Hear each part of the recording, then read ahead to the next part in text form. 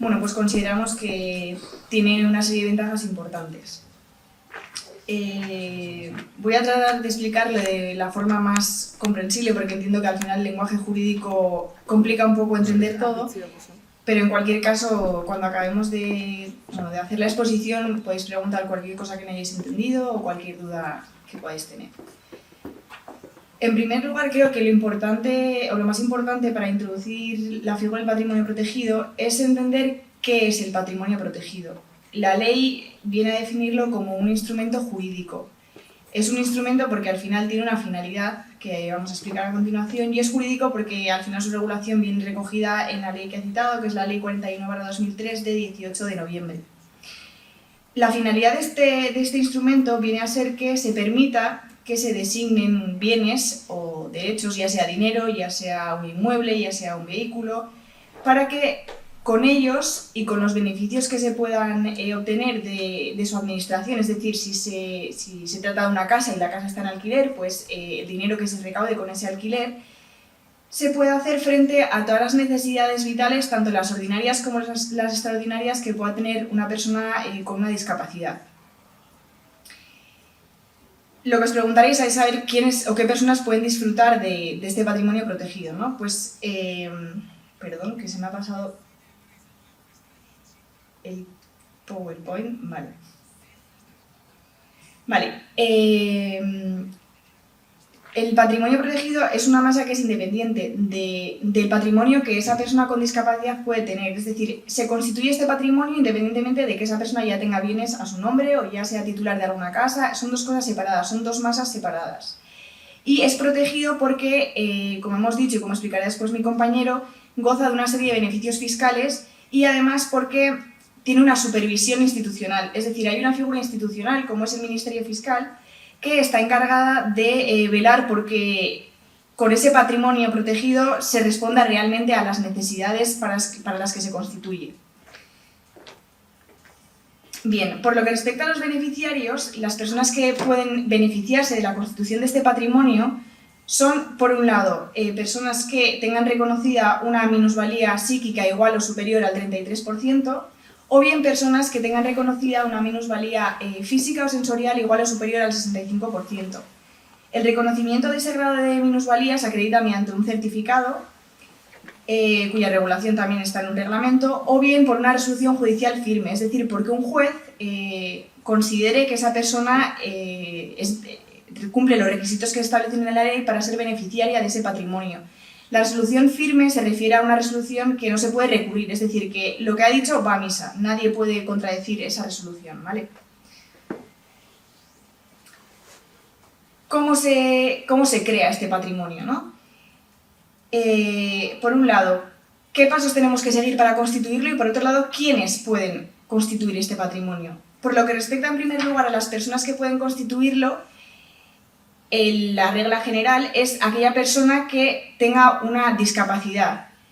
Es verdad que hay determinadas personas que por las discapacidades que tienen se considera que no tienen la capacidad suficiente como para conocer las implicaciones que este patrimonio tiene o la manera en la que se tiene que hacer, no se podrían quizás desenvolver ante un notario, y en estos casos será la persona que tenga su tutela, su curatela, su guarda, la persona que tendrá que encargarse de constituir este patrimonio.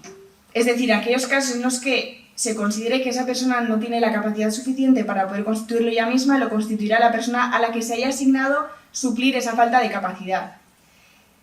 También hay una tercera figura que es muy importante y que también creo que es bastante desconocida, que es el guardador de hecho, que en relación a las personas con una discapacidad psíquica también podrían constituir este patrimonio.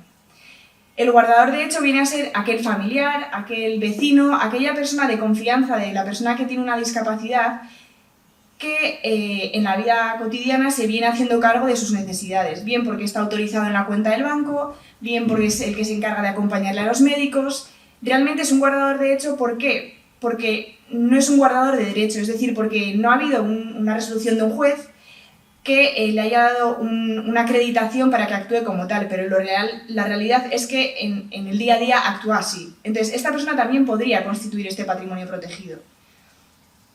Además, también cualquier persona que tiene interés legítimo. Interés legítimo, ¿qué entendemos por interés legítimo? Pues cualquier persona que realmente tenga una preocupación, tenga un contacto, le preocupe las necesidades que puede tener esa persona y que siempre, obviamente con buena fe, considere que es necesario constituir este patrimonio protegido.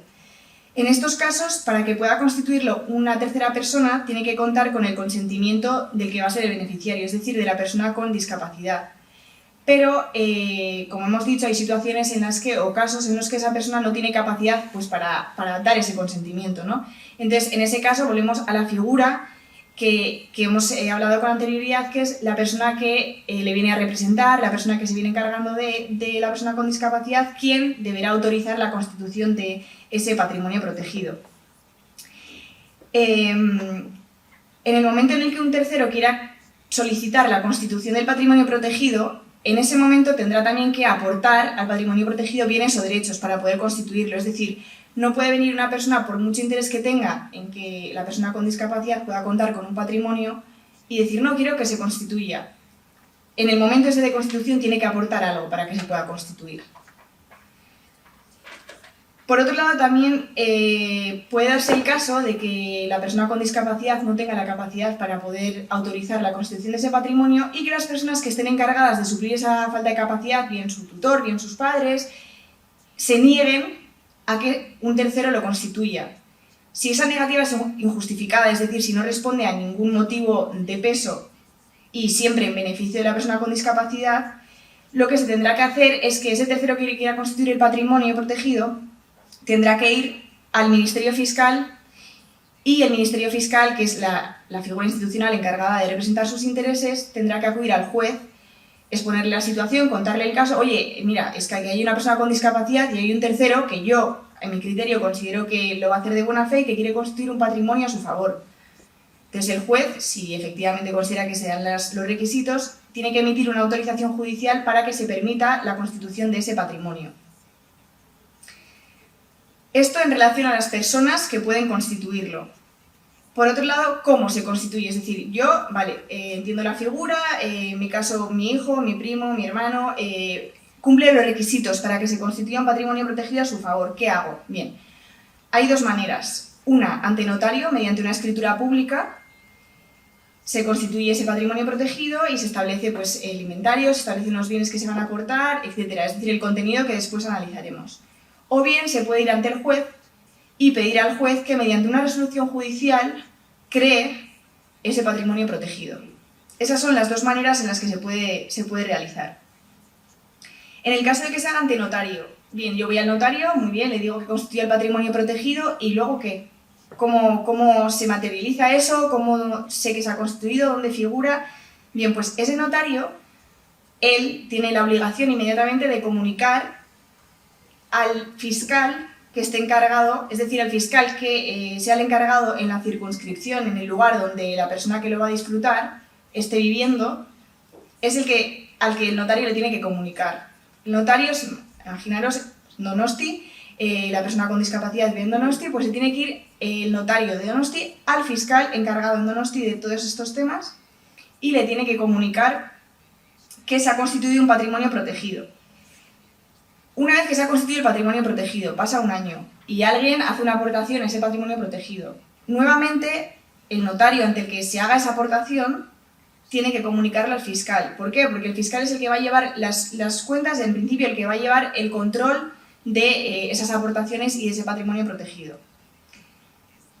Bien, si por lo que sea os equivocáis porque no se entiende a qué fiscal me tengo que dirigir, no hay ningún problema. Si os dirigís a un fiscal que no es el que es competente para eso, él mismo se encargará de solicitar que eso se remita al fiscal que sí que tiene competencia para hacerlo.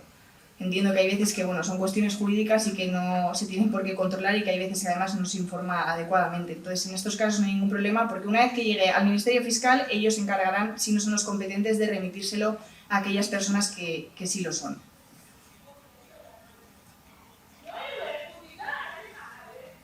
Bien. Por otro lado, ¿cuál es el contenido? ¿Qué puedo aportar yo a ese patrimonio protegido? ¿Qué cosas, qué bienes, qué puedo hacer, ¿no? Vale, hay un contenido mínimo que es el que establece la ley. la ley lo que viene a decir es que cuando tú vas ante notario o bien ante el juez para constituir ese patrimonio protegido, tienes que llevar un inventario, una lista, con los bienes y derechos que quieres aportar a ese patrimonio protegido. Además, también tienes que poner como contenido mínimo, repito, las reglas de administración de ese patrimonio. Es decir, quién se va a encargar de llevar las cuentas, quién se va a encargar de controlar qué es lo que hay, qué es lo que no hay, que eso realmente se utilice para los fines para los que está destinado. Las reglas esas también se tienen que establecer en la Constitución. Y luego, a más, es decir, cualquier otra consideración que vosotros entendáis que es beneficiosa o que tiene que constar o que os interesa que conste, también. Pero como contenido mínimo es el inventario y las reglas de administración de ese patrimonio. Cuando se constituye, como he dicho antes, requiere sí o sí que se aporte una aportación inicial de bienes o derechos. No se establece en la ley un contenido mínimo, simplemente que haya una aportación inicial. Sí que dice la ley que se considere una aportación suficiente para responder a las necesidades de esa persona. Bueno, esto es papel mojado, porque al final cada caso es muy distinto y hacer una consideración así a la alzada de cuál es el contenido mínimo es complicado. Realmente hay que aportar algo, para que nos entendamos. Vale. Una vez que se haya constituido este patrimonio, da igual que lo haya constituido, que cualquier persona que tenga un interés en aportar algo a ese patrimonio lo puede hacer. ¿Cómo se hace? En primer lugar, sería contar con el consentimiento del que va a ser beneficiario, pero otra vez me reitero que en el caso de que esa persona no tenga la capacidad suficiente para prestar ese consentimiento, tendrá que prestarlo la persona que esté supliendo esa falta de capacidad. Y se vuelve a dar el caso, ¿qué ocurre si las personas encargadas de suplir esa falta de capacidad se niegan, porque sí, a que alguien aporte dinero, aporte bienes, en realidad para el beneficio de la persona con discapacidad, ¿no? En este caso, nuevamente, nos tenemos que dirigir al fiscal. Al final tenéis que tener en la cabeza que el Ministerio Fiscal es la figura institucional que va a velar por los intereses de las personas con discapacidad. Entonces, habría que acudir nuevamente al Ministerio Fiscal y el fiscal nuevamente tendrá que hacer el trabajo de comunicárselo al juez para que sea el juez, en este caso, quien lo autorice. Sí que hay una cosa importante cuando es un tercero, es decir, cuando no es la propia persona con una discapacidad o bien sus tutores, curadores, los que aportan bienes a ese patrimonio protegido, siempre se tiene que hacer a título gratuito, es decir, de manera desinteresada. No puede obtener un beneficio a cambio de hacer esa aportación. Eso es muy importante.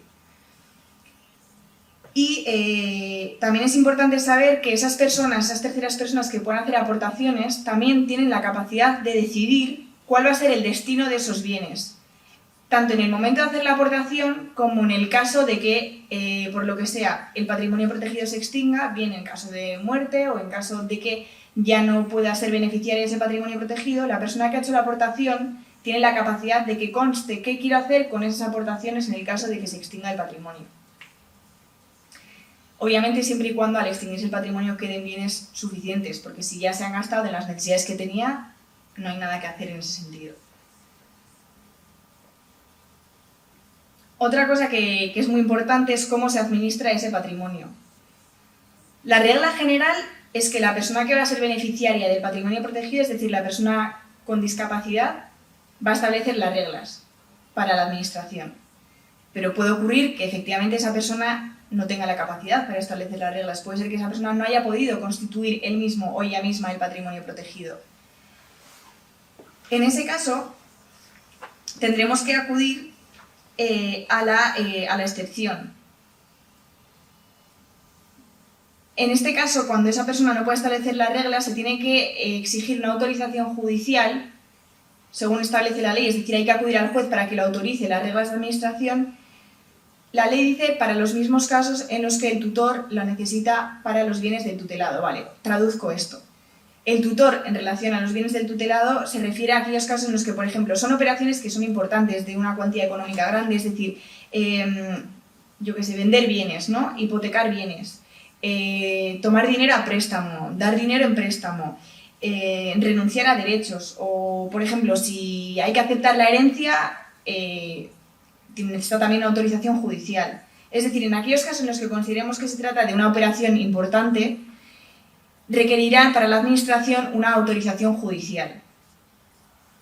también tenemos que entender que, como he dicho, son para operaciones de una cuantía económica importante o que pueden acarrear una responsabilidad importante. Pero para los casos en los que se considere como gastos ordinarios para la fisioterapia, gastos como para un tratamiento, esos gastos se considera que son del día a día de esa persona. Entonces, lógicamente, entorpecería mucho poder hacer uso de ese patrimonio si para cada caso que tengo que hacer o para cada cuestión que necesita tengo que estar pidiendo una autorización judicial. De todas maneras, aunque la ley establece claramente que de manera tasada los casos en los que se necesita autorización judicial, es verdad que el juez en la realidad luego se flexibiliza este criterio. O sea, solamente le va a requerir para, lo que digo, casos muy importantes. Hay incluso casos en los que dar o tomar dinero a préstamo, si es una cosa nimia, si no estamos hablando de una cuantía muy grande de dinero, el juez puede flexibilizar el criterio. Pasamos a hablar de la supervisión de esa administración, porque una cosa es administrar el patrimonio, pero claro, tiene que haber alguien que controle que esa administración está bien hecha, porque estamos hablando de bienes que son necesarios para las necesidades vitales de esa persona con discapacidad. Hay dos tipos de supervisión. Por un lado tenemos una supervisión personal, que la persona que haya constituido ese patrimonio protegido podrá hacer esa supervisión. Y por otro lado tenemos una supervisión institucional. Nuevamente nos referimos a la figura del Ministerio Fiscal.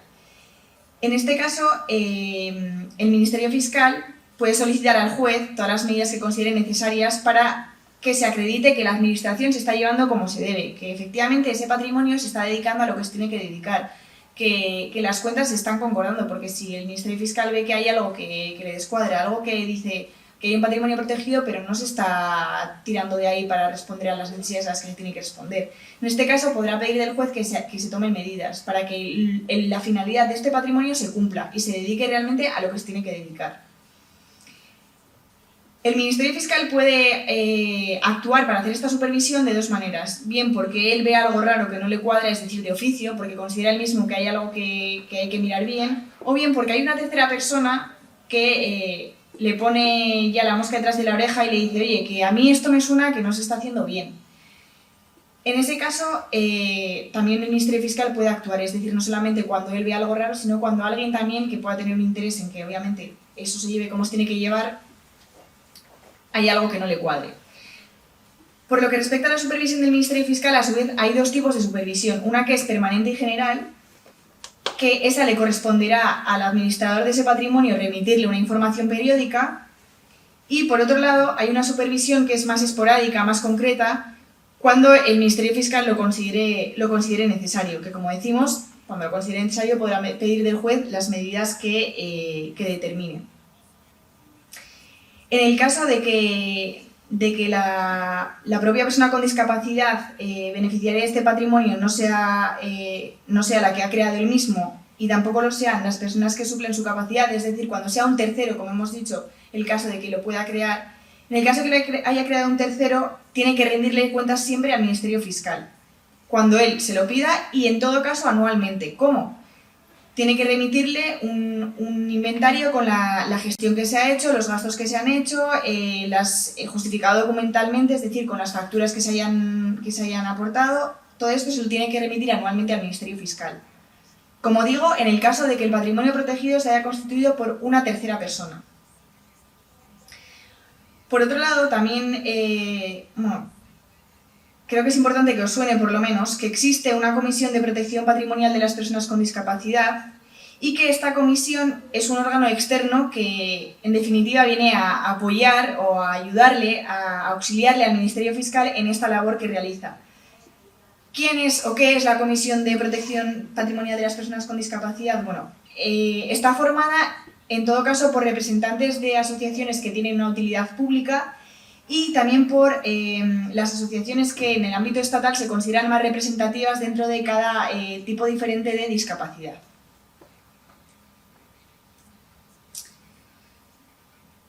Por otro lado, ¿dónde consta que se ha constituido ese patrimonio protegido? Tenemos que tener clara la existencia de los registros y hay distintos registros para cada situación diferente.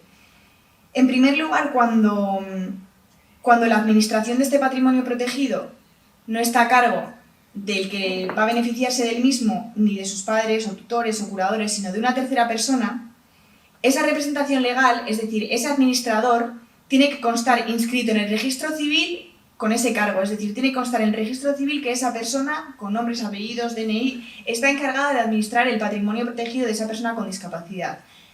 Al final, todas estas cuestiones llevan a un mismo punto, tratar de proteger, valga la redundancia, a esa persona y que controlar que efectivamente todo se lleve como se tiene que llevar, que no se hagan fraudes de ningún tipo con la creación de este patrimonio protegido. Por otro lado, cuando al patrimonio protegido se aporten bienes inmuebles, esa aportación también tiene que constar en el registro de la propiedad donde conste ese inmueble, en el margen de la misma, de esa inscripción, tiene que constar que se ha aportado al patrimonio protegido. Y luego, en el caso de que se aportara cualquier otro bien que es susceptible de inscribirse en un registro, también se tiene que inscribir. Otro bien, pues acciones de una sociedad, fondos de inversión, estas cuestiones también se tendrían que registrar. Vale. ¿Qué pasa cuando un bien deja de pertenecer al patrimonio protegido y estaba inscrito antes en el registro de la propiedad, por ejemplo, como integrante de ese patrimonio protegido? Lo que hay que hacer es solicitar la cancelación de esa inscripción para que ya no conste como parte de ese patrimonio protegido y evitar que haya jaleos de qué es lo que hay, cuáles son los bienes y qué es lo que se puede disponer para hacer frente a esas necesidades vitales, ordinarias y extraordinarias de la persona con discapacidad.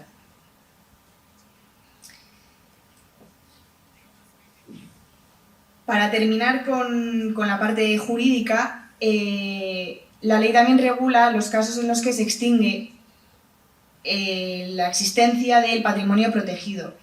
Es verdad que al regularlo deja a un lado aquellos supuestos en los que el juez considere que el interés de esa persona con discapacidad ya deja de tener sentido que exista un patrimonio protegido y se limita a regular aquellos supuestos, por ejemplo, de muerte, de declaración de fallecimiento o en el caso de que la persona con discapacidad haya dejado de cumplir los requisitos porque pues, haya mejorado y ya no tenga reconocida mediante la certificación correspondiente la minusvalía en los grados que hemos señalado anteriormente. En estos casos nos preguntamos qué pasa con ese patrimonio protegido. Vale, pues el destino del patrimonio protegido depende de cuál sea la causa de extinción del mismo. En el caso de que se haya extinguido por muerte o declaración de fallecimiento de la persona que estaba siendo beneficiaria del mismo, es decir, de la persona con discapacidad, ese patrimonio protegido, los bienes que integran el mismo pasan a formar parte de su herencia. Es decir, del caudal hereditario, cuando se tiene que repartir la herencia, eso estará dentro de los bienes que pertenecen o han pertenecido a esa persona con discapacidad que ha fallecido o que se ha declarado su fallecimiento. Sin embargo, en el caso de que se extinga porque esa persona haya dejado de cumplir los requisitos que la ley exige para que pueda ser beneficiaria de un patrimonio protegido,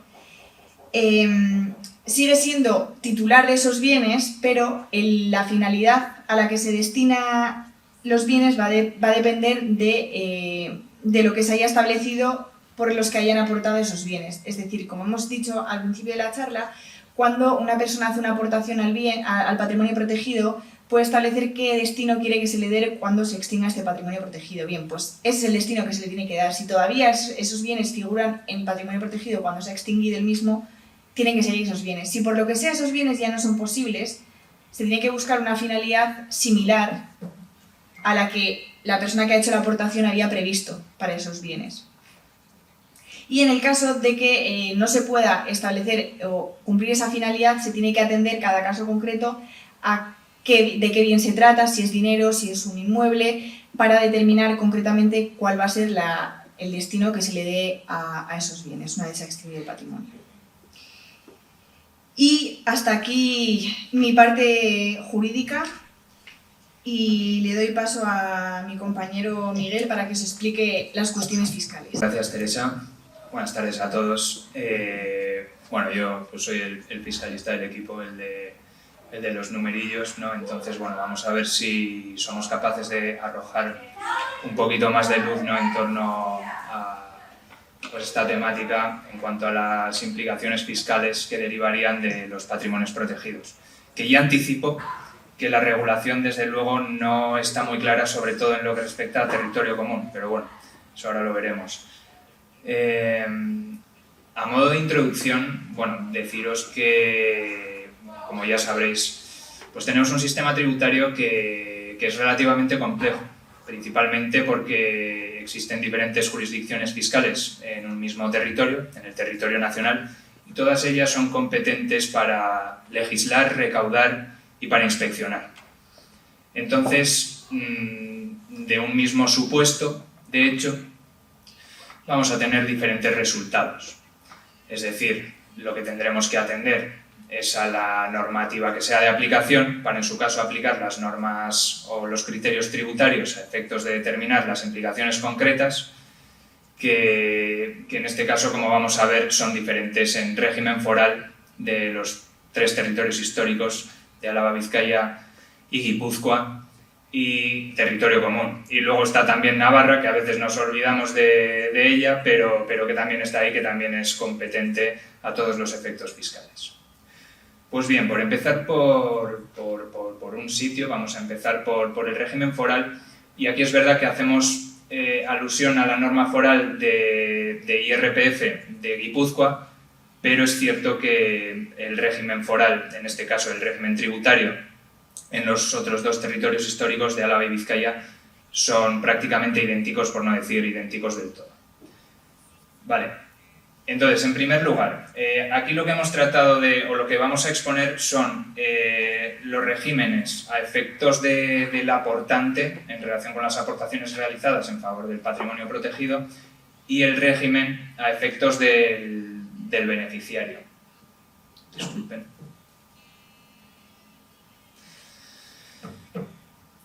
Y luego, después, vamos a ver lo mismo, pero con respecto a territorio común, para finalmente culminar con las principales diferencias entre ambos regímenes.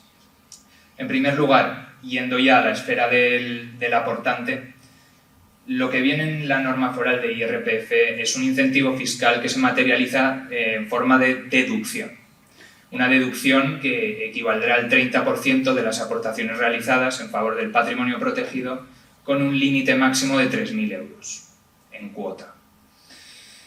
La aplicabilidad de esta deducción está sometida al cumplimiento de determinados requisitos, como son el cumplimiento de las exigencias de la Ley 41/2003, que acaba de explicar Teresa, entre otras cuestiones, como bueno, ya me han comentado con carácter previo a esta charla, pues sí, es verdad que como las aportaciones hay que materializarlas en escritura pública, Hacienda, si bien es cierto que algunas son más laxas en cuanto al cumplimiento de estos requisitos, como el de la escritura pública, podrían solicitarnos la escritura pública a efectos de considerar la aplicabilidad de la deducción. Otra cosa diferente es que haya criterios, como digo, más laxos por parte de otras administraciones y bueno, hagan un poco la vista gorda a este respecto, pero con la norma en la mano deberíamos aportar y cumplir con todos los requisitos que vienen legalmente establecidos a efectos de realizar las aportaciones. Por otro lado, a efectos fiscales, para poder aplicarnos la deducción, se requiere que exista una línea directa, ya sea ascendente de parentesco, un grado de parentesco que sea línea directa, ascendente o descendente, o colateral hasta el 3er grado. Estos son tíos, sobrinos, etc. También se le considera al cónyuge o pareja de hecho la posibilidad de aplicarse la deducción, y en caso de que no se cumpla ninguno de estos grados de parentesco, existe una tercera posibilidad, que es que exista por parte de la persona aportante con respecto al titular del patrimonio protegido una relación de tutela o acogimiento. Culmina la norma con respecto a la deducción negando la deducibilidad, en este caso de los 3.000 euros como límite máximo o el 30% de las aportaciones, al propio titular del patrimonio protegido. Es decir, si yo soy el titular del patrimonio protegido, yo no puedo aportar, bueno, sí, por poder puedo aportar patrimonio, elementos patrimoniales en favor del patrimonio protegido cuyo titular soy yo, pero no cabría la bonificación fiscal a estos efectos, en este caso de la deducción. Pasando a las ganancias o pérdidas patrimoniales, las famosas plusvalías. En este caso, claro, aquí lo que se está produciendo es una transmisión y puede ser, y esto puede darse con elementos patrimoniales no dinerarios. Pensemos, por ejemplo, en el caso de la transmisión o la aportación de un inmueble. Puede haber una plusvalía en el momento en que se transmite o se aporta este patrimonio en favor del patrimonio protegido. Pues bien, aquí lo que la norma foral nos dice es que el titular del patrimonio protegido se subrogará en la posición del aportante a efectos de la ganancia patrimonial. ¿Esto qué quiere decir? Que en este momento la norma foral considera que a efectos fiscales del IRPF no hay una ganancia patrimonial porque no hay una alteración patrimonial. Es como si el patrimonio protegido, o el titular más bien, le sustituyera a ese aportante en relación con el valor de adquisición y la fecha de adquisición a efectos de considerar luego a futuro la ganancia patrimonial que pueda derivarse de una ulterior transmisión, ¿vale?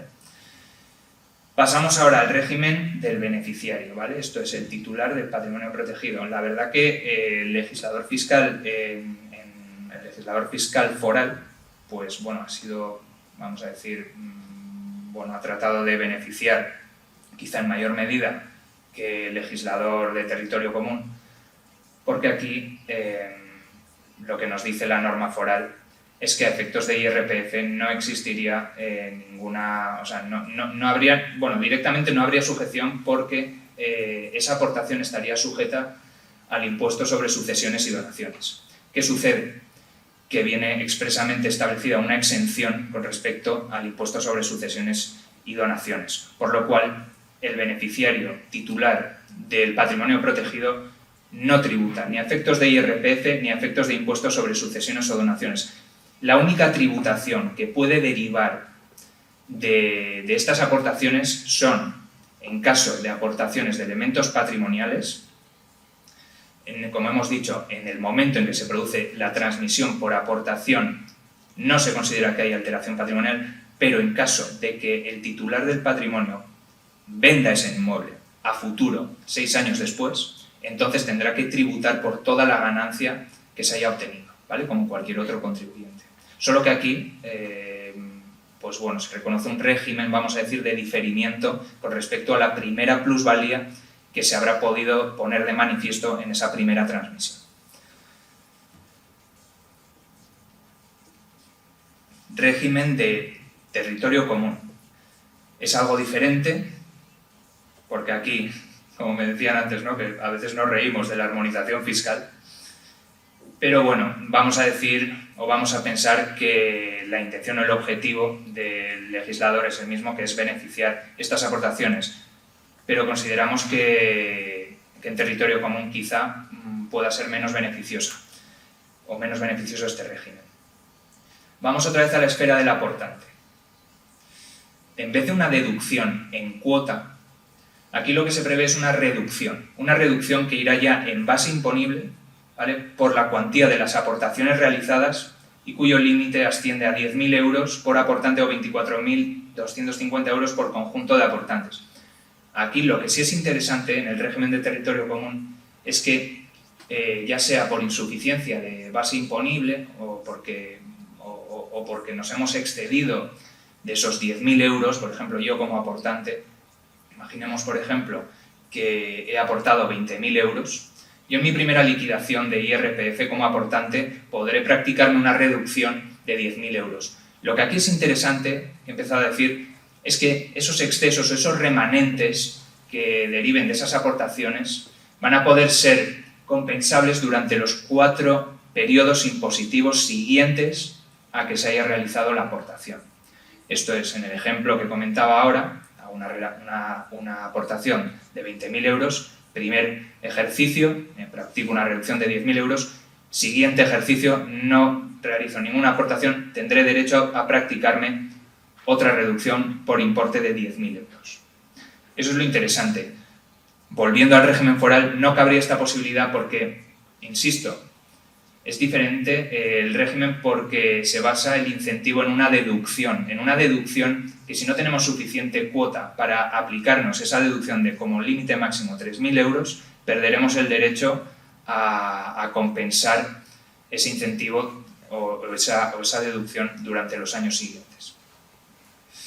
En cuanto a los requisitos, exactamente los mismos.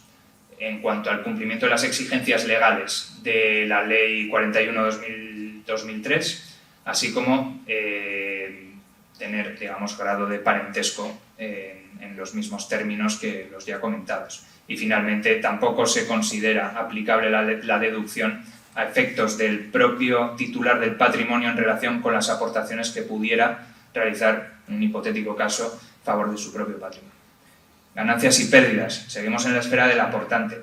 Lo mismo que lo que decíamos antes. La propia norma considera que no hay alteración patrimonial en el momento de la transmisión, por lo tanto, se difiere hasta, en caso de que lo hubiera, una ulterior transmisión por parte del titular del patrimonio beneficiario. Pasamos al régimen del titular beneficiario, titular del patrimonio protegido. Aquí, bueno, es, vamos a decir, quizá un poco más farragoso que lo que veíamos antes, que simplemente era una transmisión sometida al impuesto sobre sucesiones y donaciones, que automáticamente quedaba exenta. Aquí lo que hace la ley de IRPF de territorio común es considerar que esas aportaciones tienen la calificación de rendimientos de trabajo. Rendimientos de trabajo cuyo límite, a efectos de considerarlos como tal, asciende a 10.000 euros por aportante y 24.200 euros por conjunto de aportantes. Vale. Y luego además se incrementa ese límite en caso de que las aportaciones las realice un contribuyente del impuesto sobre sociedades hasta 10.000 euros adicionales. ¿Qué sucede? Que, a ver, aquí digamos que no se hace tributar a esos rendimientos de trabajo, sino que la propia ley los deja exentos hasta otro límite. Aquí hay muchos límites, la verdad que parece que es todo bastante lioso y farragoso, pero el límite de esa exención como rendimientos de trabajo sería hasta, bueno, lo que resultaría multiplicar por 3 el IPREM, ¿vale? Como decíamos, las ganancias y pérdidas, a efectos de las ganancias y pérdidas patrimoniales, el titular del patrimonio protegido, digamos que tendrá que tributar por las ganancias patrimoniales que pudieran ponerse en manifiesto con ocasión de las transmisiones que pudieran tener lugar a futuro, con carácter posterior a las aportaciones. Y, una vez más, tendrá que tributar no solo por la ganancia patrimonial puesta de manifiesto desde el momento de la aportación hasta la venta, sino desde la adquisición del aportante.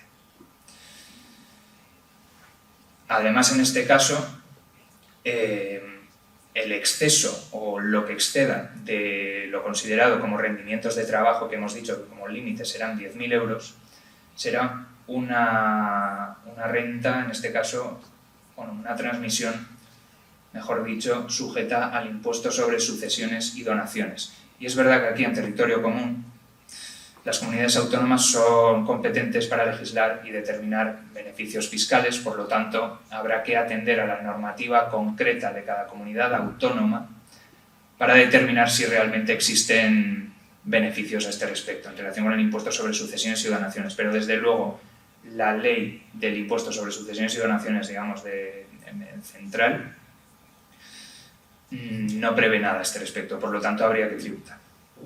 Por ello, en concepto de ISD. Ponemos aquí un ejemplo, por ejemplo, para ilustrar, bueno, todo este origen de límites y de números y de valoraciones, etc.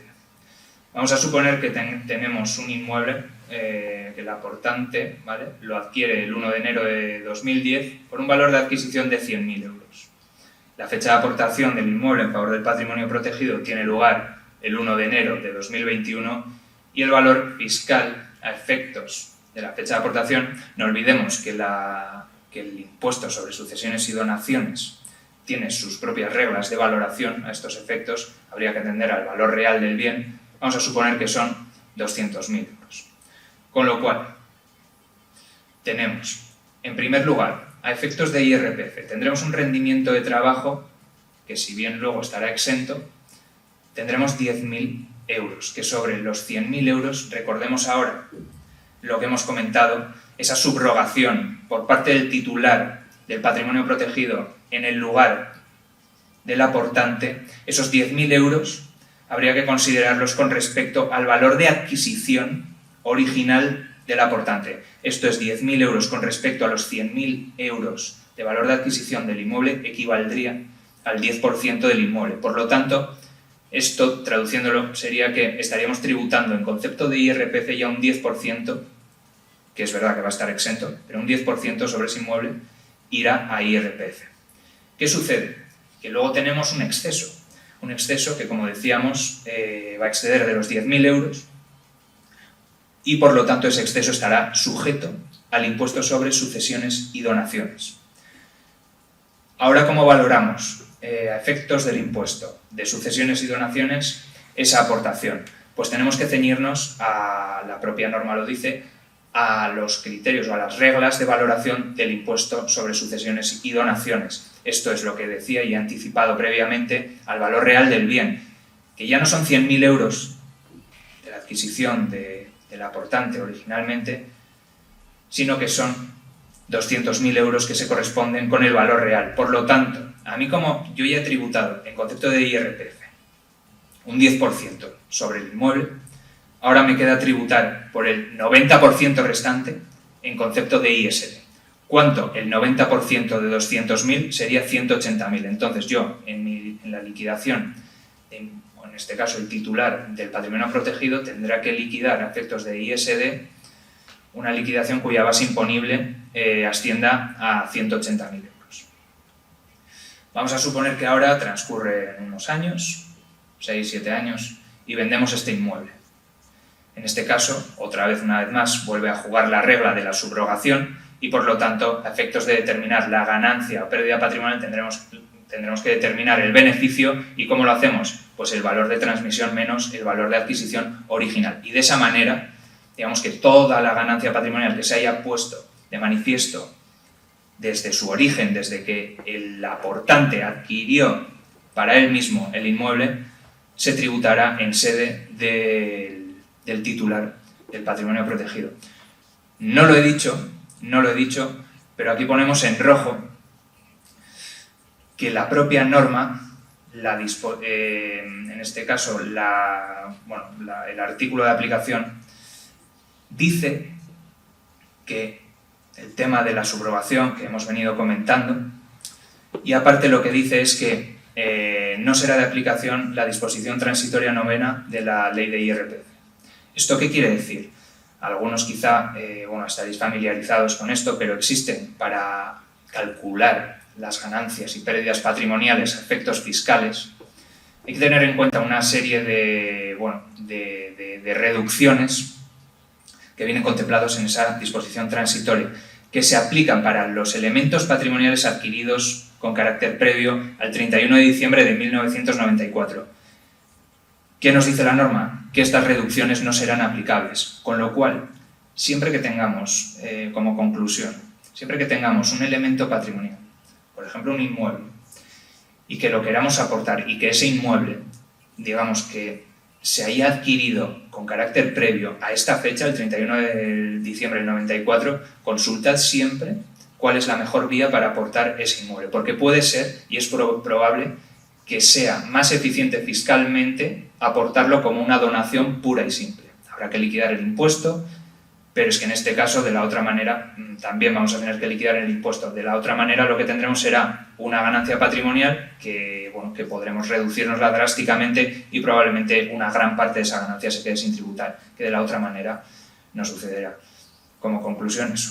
O sea, siempre que tengáis un elemento patrimonial adquirido con carácter previo, siempre consultar estas posibles vías. Luego el territorio común también, que es verdad que se extiende un poco más en su normativa, lo que dice es que, no nos ponen, digamos, no nos impiden disponer del patrimonio aportado, sino que lo que dice es que si se dispone del patrimonio aportado y hace expresamente mención a los bienes y derechos que se hayan aportado, si se dispone de ellos en un plazo más corto que 4 años, en ese caso existirá o tendremos obligación de restituir los beneficios fiscales que nos hayamos aplicado, tanto por parte del aportante como por parte del beneficiario titular del patrimonio protegido. Esto es, como aportante tendremos que presentar las declaraciones complementarias correspondientes y rectificar las reducciones que nos hayamos aplicado, como veíamos antes, esos 10.000 euros que eran compensables durante 4 años por los excesos, y en sede del patrimonio protegido tendremos que reponer esos rendimientos de trabajo que quedaron exentos, a efectos de considerarlos no exentos y tributar por ello. Todo ello, por supuesto, como es típico en Hacienda, con sus correspondientes intereses de demora. A efectos formales, en este caso, bueno, parece que sí hay una armonización, parece que se pusieron de acuerdo, al menos para poner el mismo número al modelo. En este caso sería tanto en régimen foral como en régimen de territorio común, el modelo 182 a presentar por parte de los titulares o administradores del patrimonio protegido. En este caso, bueno, se corresponde, como ya sabréis, con una declaración meramente informativa, en la que lo que hay que informar es acerca de las aportaciones y las disposiciones que hayan tenido lugar a lo largo del periodo impositivo. Este modelo se presenta entre el 1 y el 30 de enero y luego Vizcaya extiende el plazo voluntario hasta el 31. Estos vizcaínos que siempre tienen que hacerlo diferente. Supongo que habrá algún vizcaíno en la sala. Bueno, fuera ya bromas. En cuanto, por recapitular un poco, a modo de resumen, aquí lo que hemos tratado de exponer son, las principales diferencias entre uno y otro régimen. Tenemos que en el régimen foral estamos ante un método o un incentivo que se materializa a través de una deducción, mientras que en régimen de territorio común tendríamos un método de reducción. Aquí he tratado de ver a modo de resumen, hacer una liquidación o el esquema de una liquidación simplificada para que se viera. En este caso, las deducciones irían una vez calculada ya la cuota íntegra, mientras que las reducciones reducirían los rendimientos, todos los rendimientos que se hayan generado en concepto de IRPF. Volvemos al régimen foral, tendríamos una no sujeción a efectos de IRPF, mientras que en régimen común, como hemos visto, tendríamos una sujeción, aunque exención, por esos 10.000 euros como rendimiento de trabajo a efectos de IRPF. Y por último, en régimen foral tendríamos una sujeción, aunque exención, al ISD por parte del titular del patrimonio protegido, mientras que en régimen común tendríamos una sujeción y no una exención, sin perjuicio de, como he dicho antes, habría que atender también a la normativa concreta de la comunidad autónoma que sea aplicable a efectos de determinar si existe algún beneficio fiscal a este respecto o no. Y por mi parte, esto ha sido todo. Espero que la parte fiscal no haya sido demasiado farragosa. Y ahora, si os parece, pasamos al turno de preguntas. Sí ha sido farragosa. Ya lo siento, yo es que lo intento hacer lo mejor que puedo, pero es que... Yo soy titular, mi hija es titular del patrimonio protegido desde hace 5 años. Yo soy la administradora y cuando hemos constituido el documento yo me he puesto mis obligaciones, me he hecho lo que ha dicho Teresa. Entonces, sí tiene un poco la gracia de que para cuando yo no esté, algún día me moriré, tengo intención de durar mucho, pero algún día pasará. Yo también, cuando constituyo el patrimonio protegido, también pongo quién me va a sustituir y cuál es mi voluntad de cómo se administre eso. O sea, es un documento relativamente fácil de constituir, pero muy complejo en sus contenidos. Todo lo complejo que quiera cada uno. Que todo lo complejo que lo quieras hacer te va a simplificar luego. Exactamente. Entonces, yo tengo muy claro por qué lo he hecho y por los miedos que lo he hecho. Y supongo que algunos que estáis aquí también tendréis ese tipo de miedos de qué va a pasar con las personas con necesidades especiales que están a nuestro cargo cuando no estemos nosotros. Entonces, es interesante también por ese lado que te da a ti una cierta, no es seguridad, pero es un instrumento que a ti te deja la posibilidad de hacer las cosas un poquito más arregladas para cuando tú no estés. Y luego la parte de los beneficios fiscales, nadie se hace millonario con un patrimonio protegido. O sea, tiene unos beneficios fiscales que a ti lo que te pasa es que lo que gastes de ahí te cuesta un 30% menos. Lo que vayas gastando para el coche que necesita tu hijo, las fisioterapias que necesitan, ese tipo de cosas. Eso como mi experiencia personal. Entonces, si queréis hacer alguna pregunta, alguna cosa que queráis aclarar, ellos son los expertos y yo solo puedo aportar mi experiencia personal. Y si por lo que sea, que al final es como mucha información de golpe nueva, no se os ocurre ahora y se os ocurre a la noche que os despertáis a beber agua y ¡uy, pues esto! Habléis con ella no, podéis hablar con nosotros, con María Ordiña, y nosotros hacemos cualquier tipo, lo que podamos consultar, consultaremos.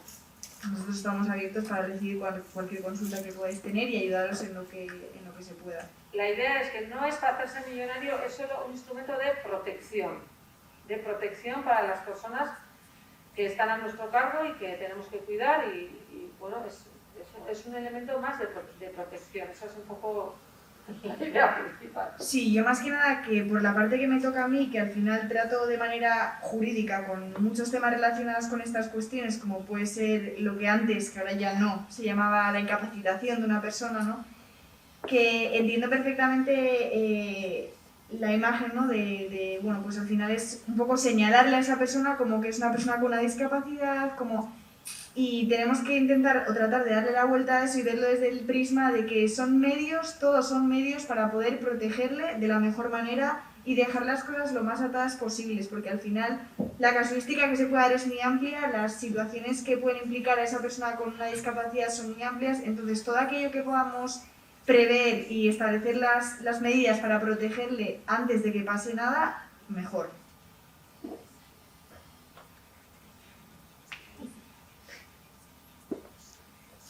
¿Alguna duda, pregunta?